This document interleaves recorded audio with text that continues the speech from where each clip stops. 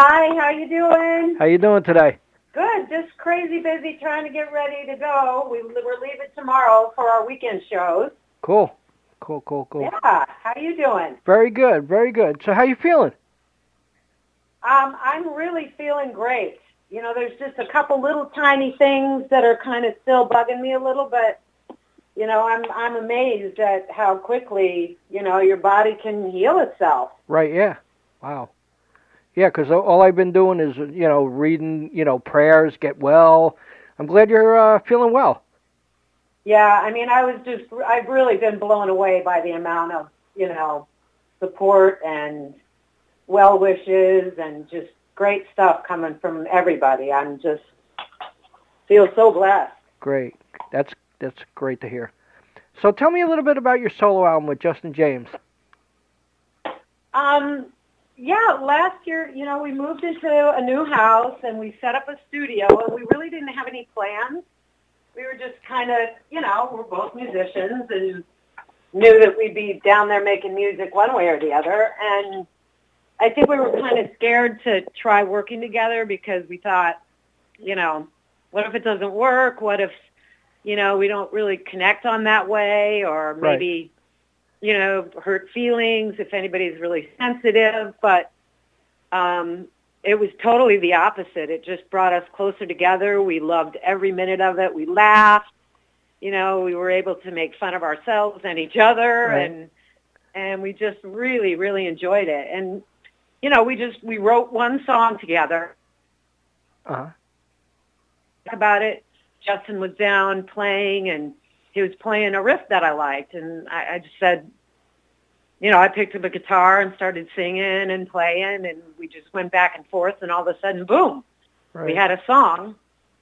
So we, you know, recorded it, and when we were done with that, it's like, well, let's do another one, and then another one, and all of a sudden we had enough material that we were happy with to put it out there. So we didn't really know what to do. We thought, well, let's do it ourselves. You know, we'll just put it out, see what happens. And then we put the teaser video up on YouTube, and that got the attention of Pavement. So we started talking to them, and it all worked out great.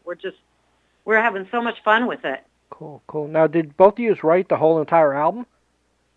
Yeah, just down in our little studio, down in our den. Wow. So you're going to be taking that on the road, right? Yeah, we've done, when the album first came out in August, we did a run of shows. We did the East Coast and Midwest. And then, of course, we did some Texas shows. We went out west, and that's when, of course, I had my crazy event. Right. So that put a stop to it for a while. We were supposed to do a bunch of dates in January, and we had to cancel all of those. So now we're making those up this month. And yeah, Vixen I have a crazy busy summer with Vixen. So that's going to be mostly what's going on then. But then we'll pick back up in the fall and do some more dates. Cool. I see that you're going to be playing my home state in New Jersey, April 21st at Dingbatz. Yeah, we played there before and had such a good time. Cool. What a great time that was. So they asked us back, and we said, absolutely. Wow. I'll probably show up at that show, too, you know? Oh, that'd be great. Yeah, let us know, and we'll definitely hang, and we'll put you on the list. And Cool. Now, you can hang out on the bench back in the backstage. There's only one bench, right? Yes, we'll make room for you on the bench. Oh, yeah, that bench. Yeah. You know. So last time I saw you playing with Scrap Metal, which was a great show. You played in New York City, in a club. That was a phenomenal show. The cutting room. Yes. Yeah. Yeah, that was great. Oh my God, what a cast that was. Yes. You know. Had Joel Hoekstra up there, you know, Kelly, of course, Mark and Matt and Gunnar. That was a blast. You know, it's so intimate there. It was amazing. I went backstage, if you want to call it that, at that place. But, I enjoyed seeing everybody, Bobby Rock, and, who's a personal friend of mine. So, he took care of me. And, I got to meet you. I know, and got some pictures and stuff like that. I photographed the show. Awesome. You know what? I remember you now. Uh-huh. I totally remember you now, and I remember the backstage. I remember all of this now. Right. Awesome. Right, yeah. So I had a ball. I thought it was a fantastic show, and like I said, so intimate. I mean, you're so close. You know, like I really enjoyed myself that night. You know. Oh, I'm so glad you had a good time. So did all of us did too. And the night before, my son came and I took him to see. Joel was playing in Rockeyez. Right. Yeah. I took him to the Helen Hayes Theater to see that, and Wow. so we had a great couple of nights in the city. Right. Yeah. Wow. So when you go out on with Vixen and stuff, does Vixen ask for anything personal on their like their tour rider or anything like that? I know you do a lot of festivals. Yeah, we're pretty easy with that these days. Uh huh. We ask for a little bit of food backstage because it's hard when you're on the road to get good, Right. like organic food and things like that. So we ask for a few kind of special things like that. And of course, water and some booze. Right. Yeah. Some booze. Gotta have that. You know. The important stuff. Wow. But no, we don't ask that much.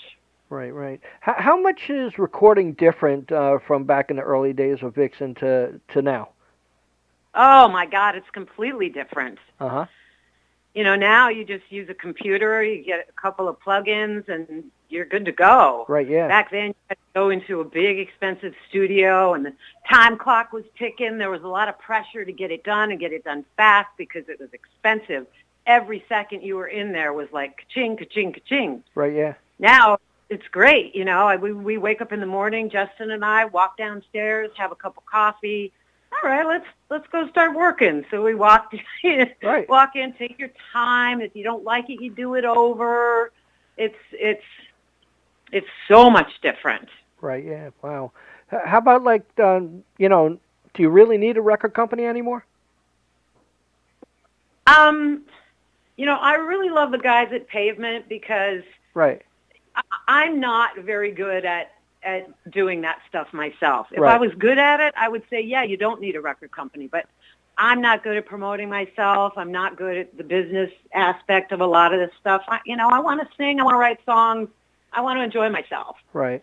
And so it's great to have somebody that they are so good at letting the artist be the best they can be. Right. They do very little intervention unless they feel really strongly about something that you're doing can be better. So, I mean, to me, I think it's forced record companies to be a little bit more willing to go with the artist because, you can just go, well, I'll just put it on myself then. Right. What do I need you for? Yeah. So they've been really great at that. So, yeah, I suppose you don't, but still the really high level stuff that happens even in this day and age, Right.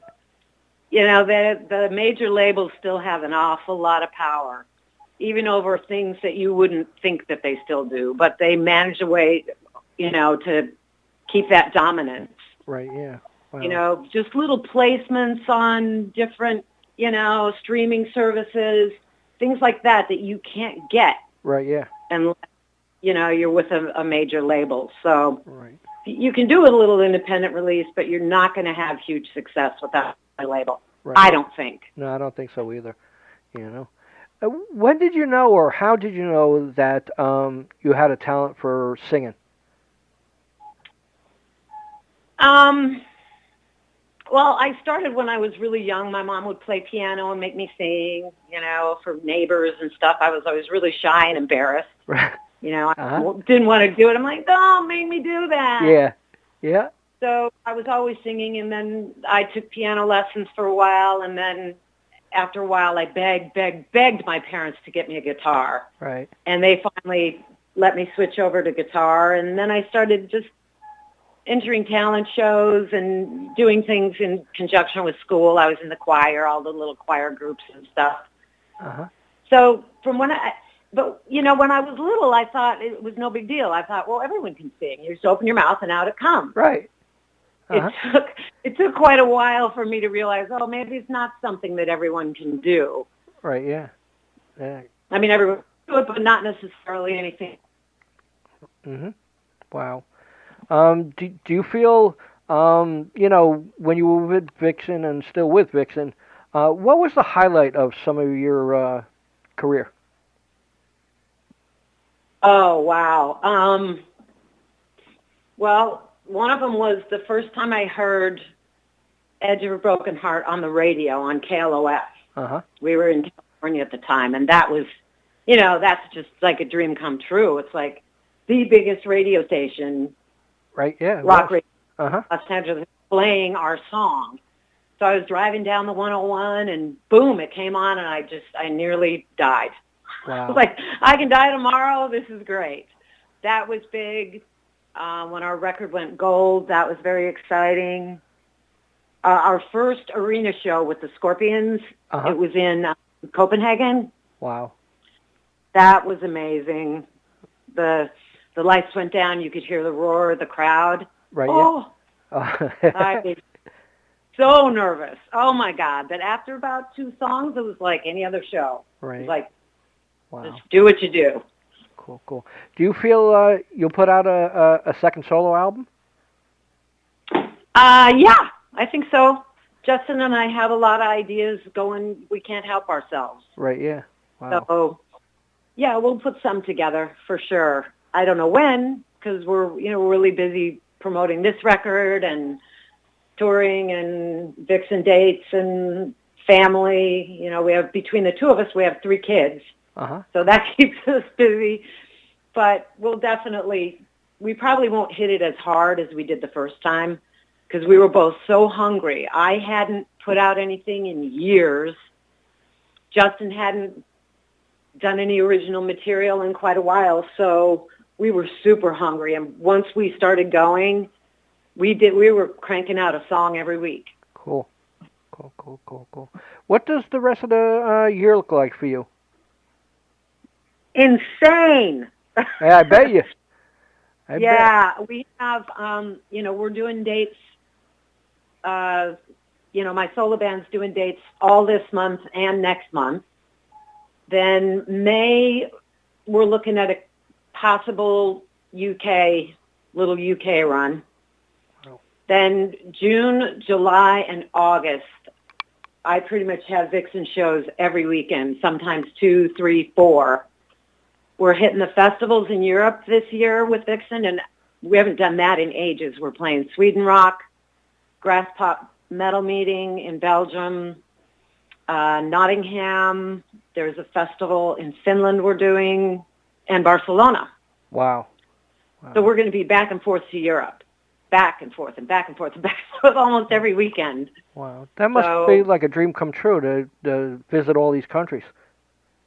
Yeah, I mean, we did it back in the day. We toured quite extensively over there with the Scorpions and with Deep Purple. Right, yeah. But it's been years, and to go over and play these giant festivals, it's a thrill all over again. Wow. It's amazing. I'm glad you're so, got so much going for you. It's fantastic that yourself and Vixen are, keep the music alive, What's your feelings towards vinyl making a rehash? Well, I think it's great. We've talked about doing that with our album, doing, a small vinyl run, but I don't know. I think it might be kind of a trendy thing, kind of a phase. I don't think it's going to last because it's still not the best medium in most people's mind. It wears out, and you have to take care of it, and it warps, and it takes up a lot of space when you can just download stuff onto your phone these days. True. But there's people who collect it and people who enjoy it, so good for them. It's cool. It's all good. Cool. People buying music is great in any form. Right. Yeah. Definitely. It makes the world go round. Right? Absolutely. Well, Janet, it was great talking to you, and I appreciate you giving me an interview today. And would you like to say anything to the fans out there? Oh, just, thanks for hanging in there. Thanks for all the love and support over the years, and most recently with my surgery. I'm blown away by the amount of support and love, and I'll be out there giving it back. Cool, cool. Thanks a lot, Janet. God bless. Oh, you too. Thank you. It's been a pleasure. Bye-bye. Oh, and I'll see you next month. Oh, definitely. I'll be there. Okay. Talk to you later. Take care. Bye-bye. Bye-bye.